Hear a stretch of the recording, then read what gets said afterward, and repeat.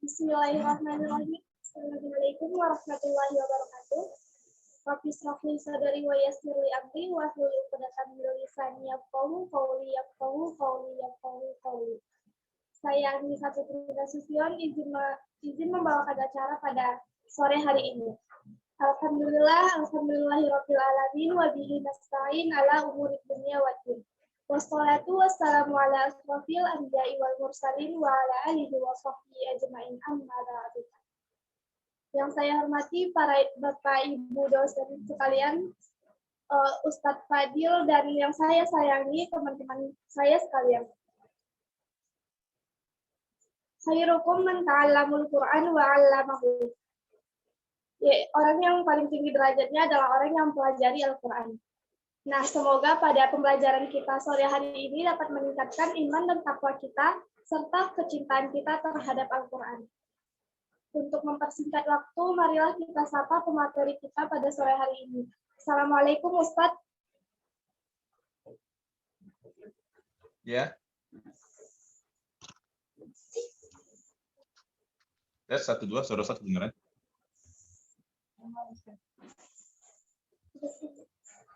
Halo, tes 1 2 suara 1 dengaran. Oh iya, terdengar Ustaz. Ustaz sudah mulai, Ustaz? Sudah siap? Ya, saya nih, insyaallah. Alhamdulillah, Ustaz Fadil telah bergabung bersama kita di Zoom meeting ini. Untuk mempersingkat waktu, selanjutnya saya serahkan kepada Al-Ustadz untuk penyampaian materi. Baik, kita uji teknis dulu ya. Suara Ustaz gimana? Dengaran jelas? Putus-putus atau lancar? Lancar. Lancar ya? Enggak putus-putus ya? Bismillahirrahmanirrahim. Assalamualaikum warahmatullahi wabarakatuh. Waalaikumsalam warahmatullahi wabarakatuh.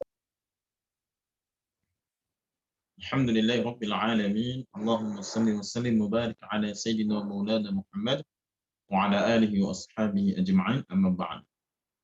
Rabbi shrah li sadri wa yassir li amri wa hlul 'uqdatam min lisani yafqahu qawli. Allahumma salli wa sallim mubarak ala sayyidina wa maulana nabiyyina Muhammad. Allahumma inna nas'aluka 'ilman nafi'an wa fahman wasi'an wa rizqan wasi'an halalan thayyiban wa 'amalan taqabbalan. Puji syukur sama-sama kita panjatkan kehadirat Allah Azza wa Jalla. Selawat serta salam kita limpahkan kepada baginda Nabi besar Muhammad sallallahu alaihi wasallam serta kepada para sahabat dan keluarga beliau. Sebelumnya ada siapa aja hari ini? Semua dari Rumah Quran Sofi.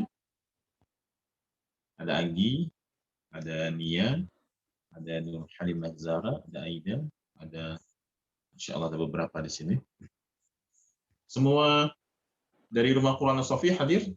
Nggak ada yang gaib? Hadir semua ya?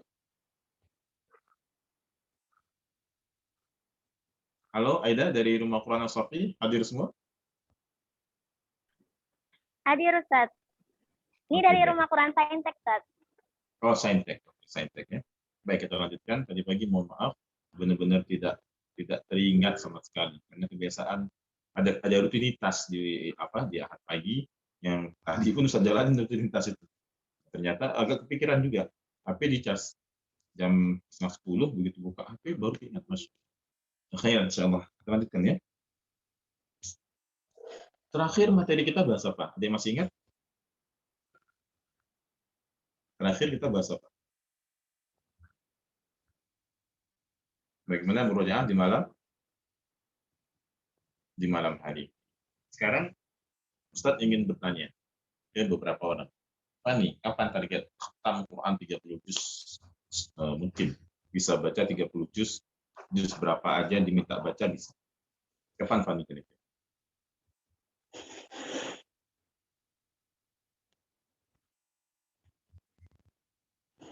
Halo Fani, hadir?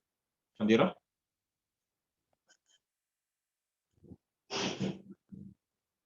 Halo. Fani. Oke. Hadir, Ustaz. Iya. Kapan target bisa selesai 30 juz dengan kekuatan hafalan juz berapa aja diminta baca, tanpa persiapan langsung bisa. Kapan kira-kira target dalam kehidupan?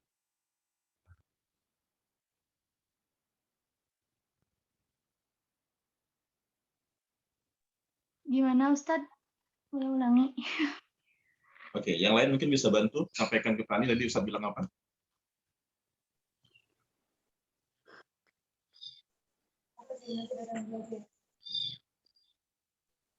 Tadi Ustadznya bilang gini, untuk Tefani, kapan target untuk khatam 30 juz di mana bisa membacakan juz di Al-Quran gitu?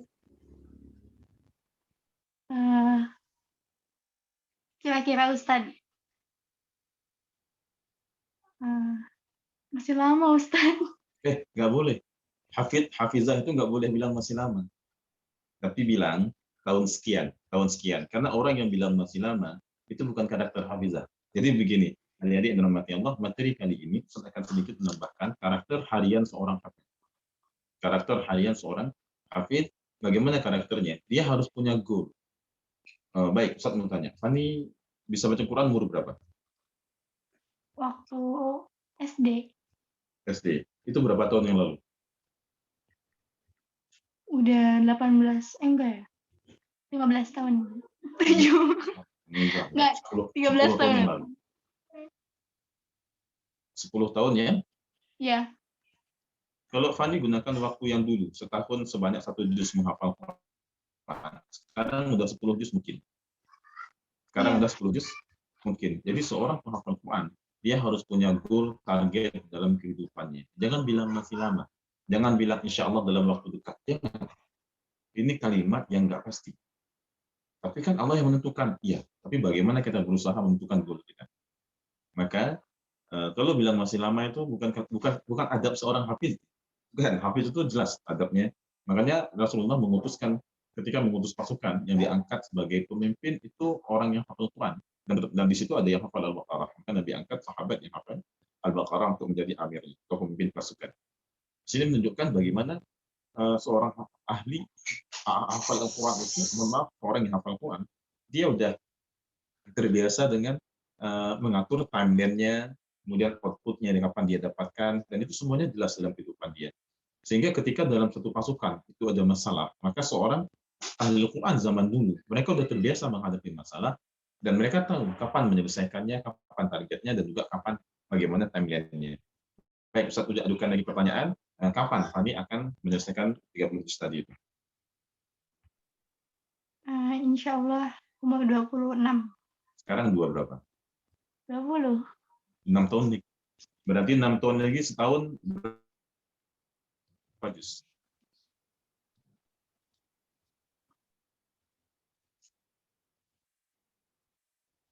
Baik, nah ini dia. Jadi Ustaz bilang, seorang penghafal Quran, dia harus punya karakter harian. Hariannya itu bagaimana akan dia laluin. Nah, dan ketika kita akan mengatur target, itu kita harus musyawarah dengan guru kita. Karena yang paling paham kekurangan kita, kelebihan kita, itu guru kita. Sehingga dalam kitab At-Tibyan dijelaskan, hendaknya seorang penghafal Quran itu, dia senantiasa bermusyawarah dengan gurunya. Akan perkara-perkara hafalan Qurannya dan perkara lain dalam kehidupannya. Dia bermusyawarah bagaimana cara dia tasmid, bagaimana target dia begini. Sehingga yang menentukan Fani itu, yang bisa mengarahkan Fani kapan selesai 30 juz, itu bukan Fani, tapi guru. Kenapa guru? Misalnya Teh Aida. Teh Aida mampu jogging sebanyak sehari 5 km. Itu yang mampu untuk mengarahkan kapan berhasilnya bisa jogging sehari 5 km. Itu coachnya, bukan Teh Aida. Kenapa? Coachnya paham, Aida sepertinya tubuh kamu begini. Kamu akan kuat dan lari dalam waktu seperti ini. Nanti kita akan coba dalam waktu 2 tahun, kamu akan mampu melaluinya. Coachnya. Karena coach yang paling tahu kekurangan kelebihan. Demikian juga, seorang penghafal Quran dijelaskan dalam At-Tibyan, hendaknya terbiasa untuk bermusyawarah dengan gurunya. Karena gurunya itulah yang paling tahu bagaimana kelebihan, bagaimana kekurangannya. Dan hendaknya di sini dijelaskan, dia menyerahkan urusannya kepada gurunya itu seperti seorang dokter yang datang kepada seperti seorang pasien yang datang kepada seorang dokter. Pasien itu kalau datang pada seorang dokter, maka dia akan mendengarkan semua semua nasihat dokter dan juga semua perintah dokternya tanpa ada membantah. Kan nggak mungkin pasien nanya, itu 3 kali sehari ya, bisa nggak 2 kali sehari dokter? Jadi kita benar-benar menyerahkan diri kita kepada guru kita dan ikut arahan-arahan dari guru, kita musyawarahkan kepada guru kita. Sekarang Fani misal ingin 6 tahun.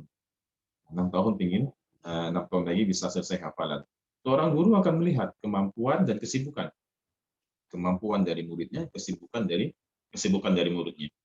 Baru kemudian guru tadi nanti akan memberikan jalan keluar kamu, karakter harian kamu seperti ini, perjuangan kamu setiap hari seperti ini. Perjuangan kamu setiap pekan seperti ini. Perjuangan kamu setiap bulan seperti ini. Baik, kita bilang kalau Fani 6 tahun lagi, umur 26. Setahun kira-kira berapa juz yang Fani bisa dapatkan mungkin sambil kuliah? Kira-kira berapa?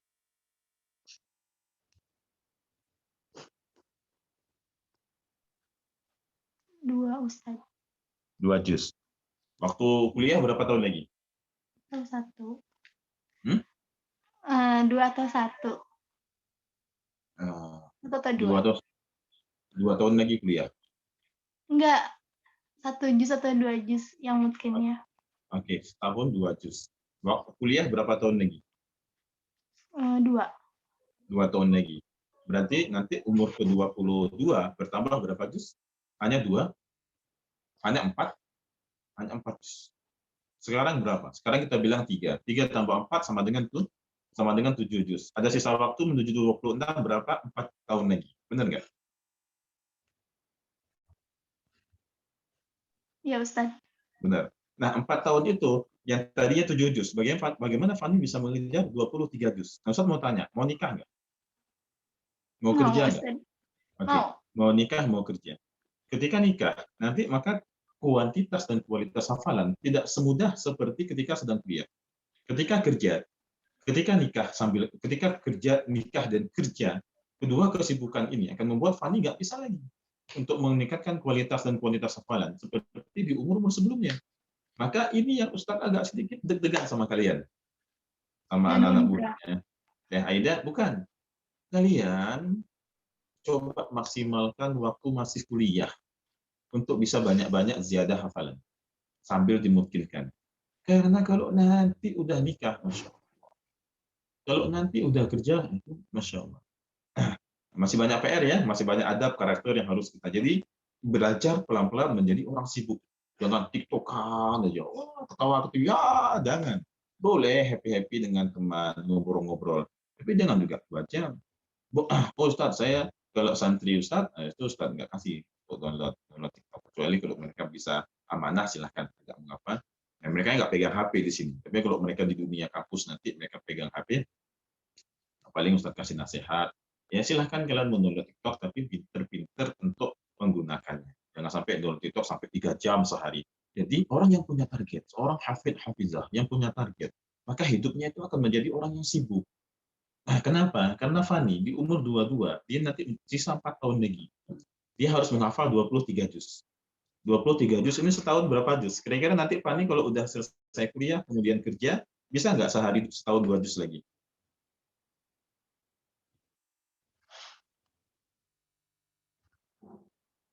Gimana, Fani? Bisa? Bisa. Oke, bisa. Setahun 2 juz. Menuju ke 26, itu sisa 4 tahun lagi. Sisa 4 tahun lagi, setahun 2 juz, 8 juz. 8 tambah 7, 15. Baru 15 juz dari Al-Quran. Terus bagaimana Ustaz? Baik, ini yang ingin ingin Ustaz sampaikan dalam materi hari ini.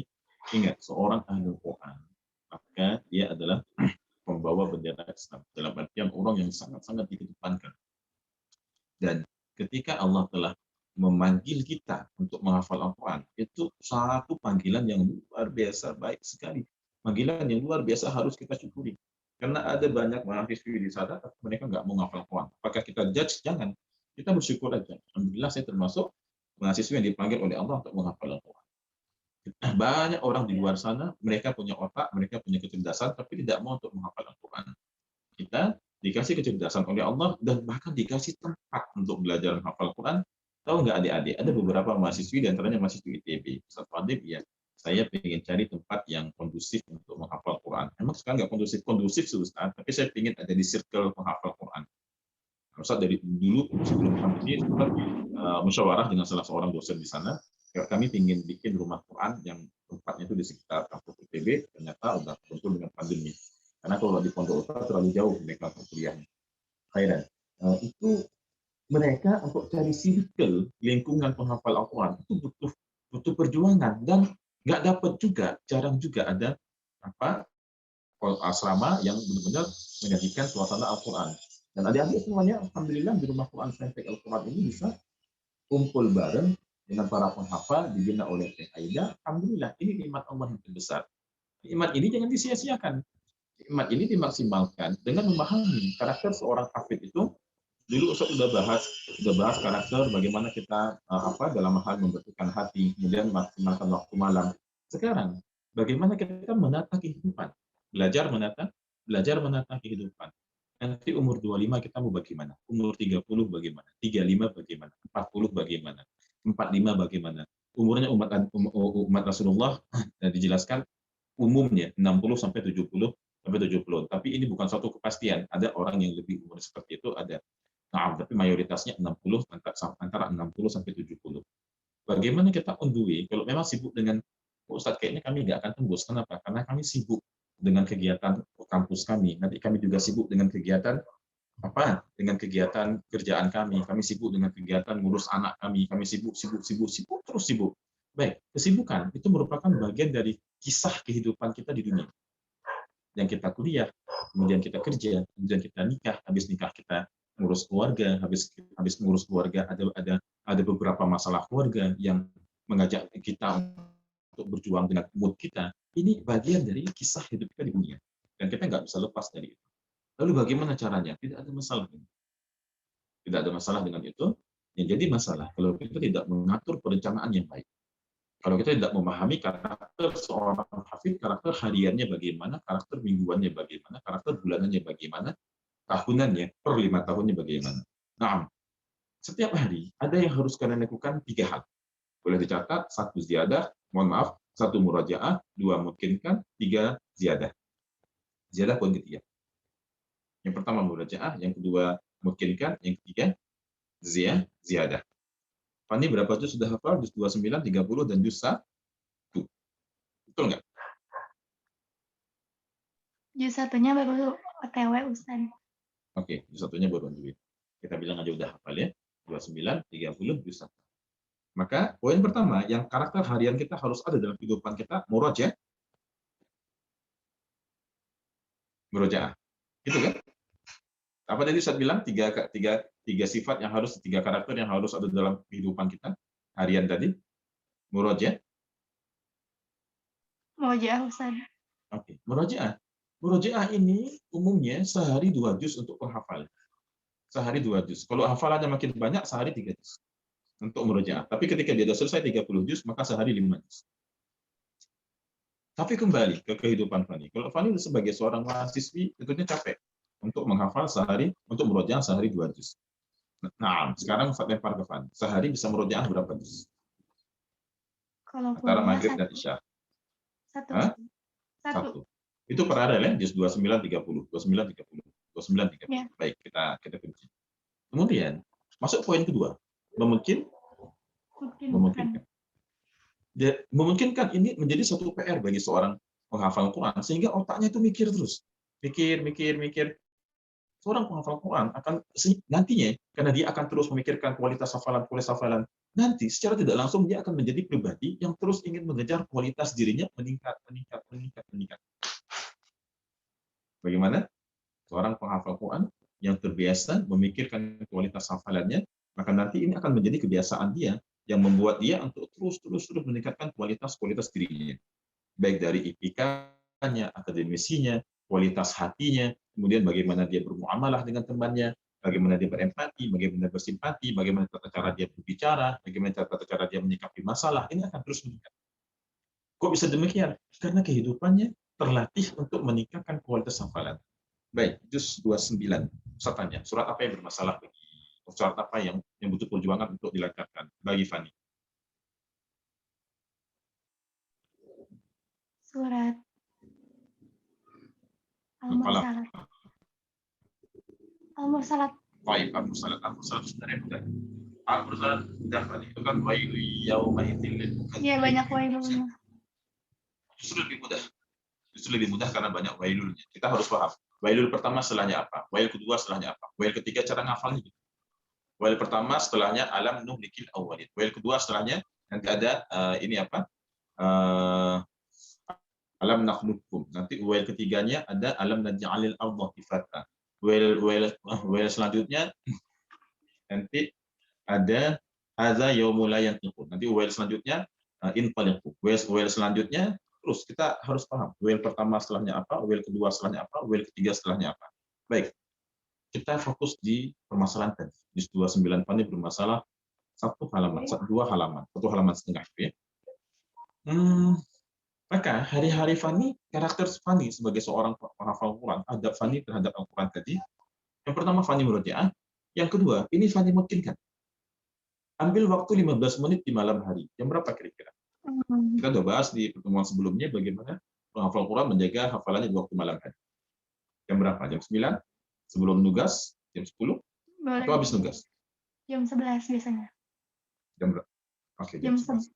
15 menit. 15 menit itu Fani bisa ngelancarin seperempat atau setengah dari Al-Mursalat.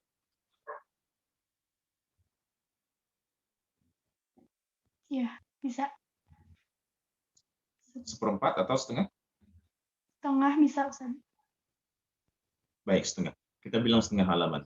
Maka di saat tahajud, nanti Fani baca seperempat, setengah halaman tadi. Bisa baca 2 kali, 3 kali, bisa baca tiap rakaat. Kemudian keesokan harinya, Fani perbaiki, Fani lancarkan lagi dalam sholat sunnah rawatib. Qabliyah zuhur, ba'diyah zuhur, kalau qabliyah subuh, tidak, kita baca yang pendek-pendek saja. Ikhlas. Qabliyah zuhur, ba'diyah maghrib, ba'diyah isya. Kita baca dalam setiap sholat sunnah rawatib. Udah oke. Oh, udah oke. Nanti malam harinya, tambah setengah halaman lagi, lancarkan. Oh Ustaz, udah aku lancarkan dalam sholat, tapi ternyata belum oke juga. Enggak apa-apa. Malamnya tetap 15 menit. Malamnya 15 menit, baca lagi, lancarkan lagi. Besok bawa lagi dalam sholat seperti itu. Ternyata ada 2 hari nggak berkualitas juga. Kenapa? Karena tugas. Nggak masalah. Nggak ada masalah. Ingat, sekecil apapun proses, tetaplah proses. Sekecil apapun proses, tetaplah proses. Itu bulu jeji lewat. Bulu jeji. Kalau kalian cabut satu, tetap namanya bulu jeji atau bulu landak? Bulu jeje, Ustaz. Tetap bulu jeji. Mau satu, mau banyak. Jadi, mau satu, mau banyak, itu tetap bulu landak. Demikian juga, proses itu mau sedikit, mau banyak, tetap dinamakan proses. Sehingga kita bilang paling mentoknya 3 hari berlalu, maka setengah halaman tadi itu sudah berkualitas bagi Fani. Surat Al-Mursalat. Itu ya. Kemudian 3 hari selanjutnya setengah halaman lagi. 3 hari selanjutnya setengah halaman lagi.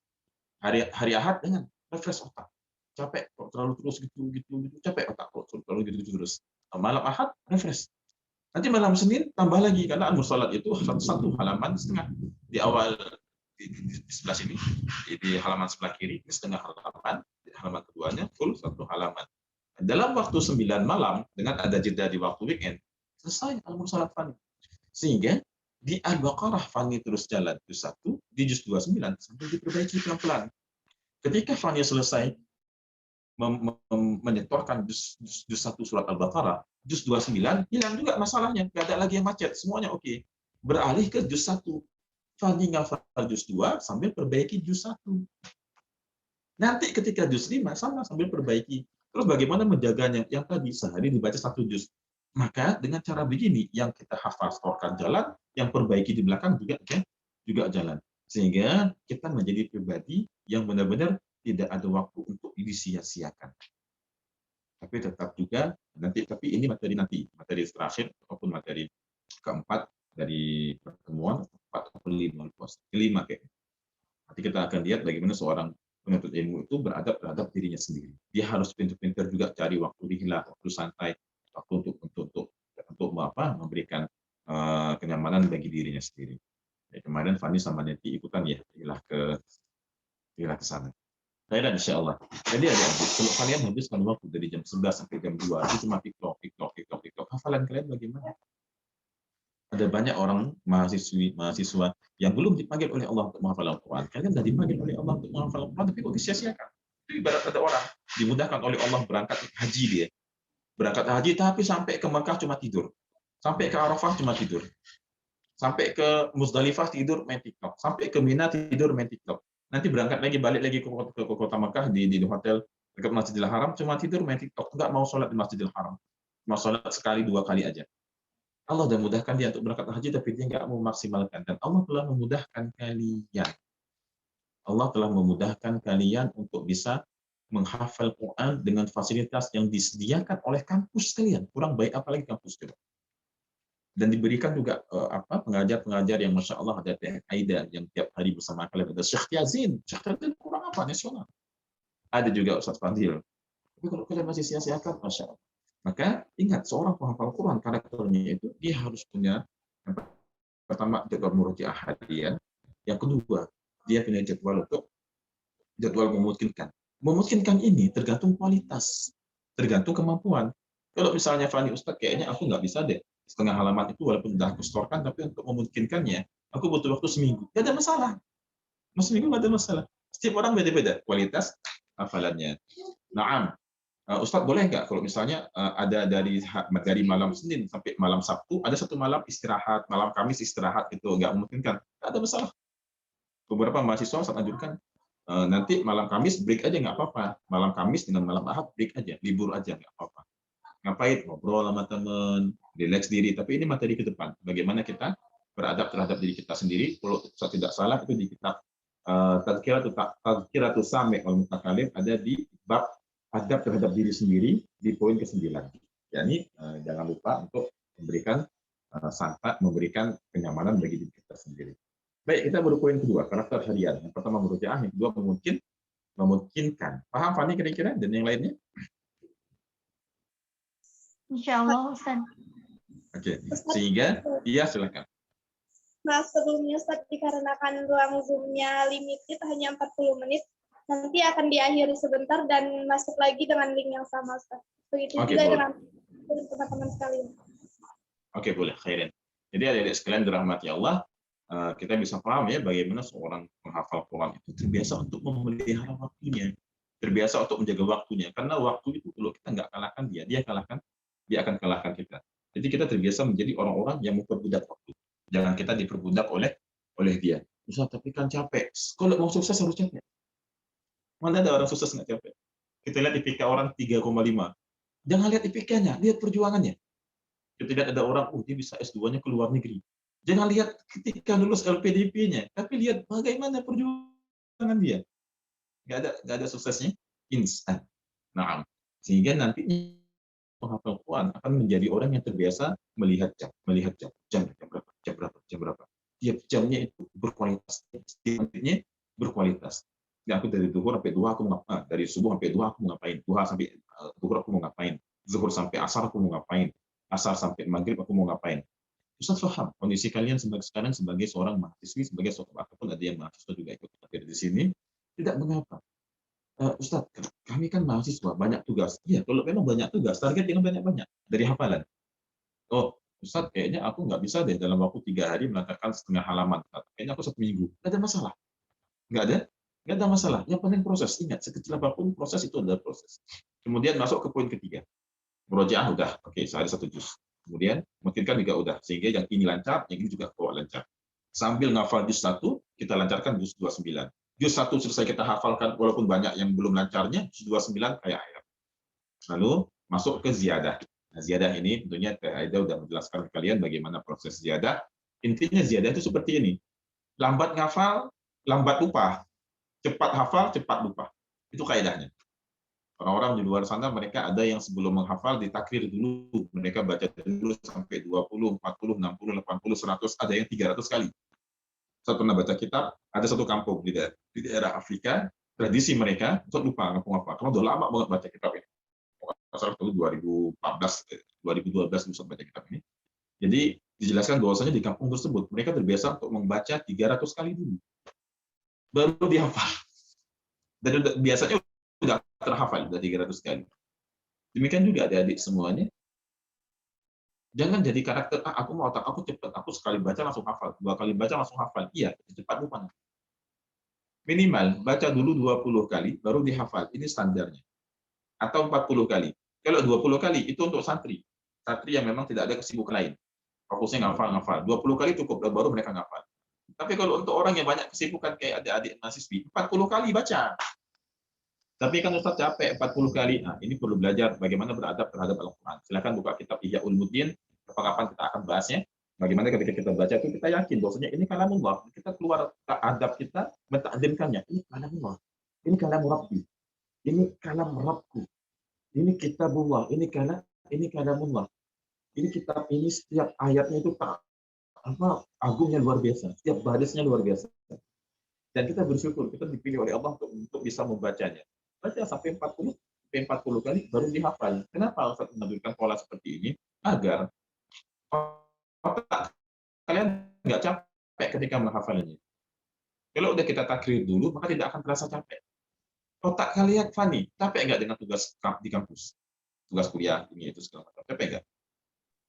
Capek, Ustaz. Capek, Ustaz. Capek. Kuliah dengan kegiatan kuliah, tugas, balik ke kampus. Otak kita udah capek. Capek nggak mikirin kadang-kadang uang kiriman dari orang tua macet, kadang-kadang lancar, capek nggak? Capek nggak mikirin lihat teman sana ada pacaran, Fani pingin pacaran, tapi menahan iman juga. Capek nggak kira-kira? Capek. Capek badan, capek fisik, capek otak, capek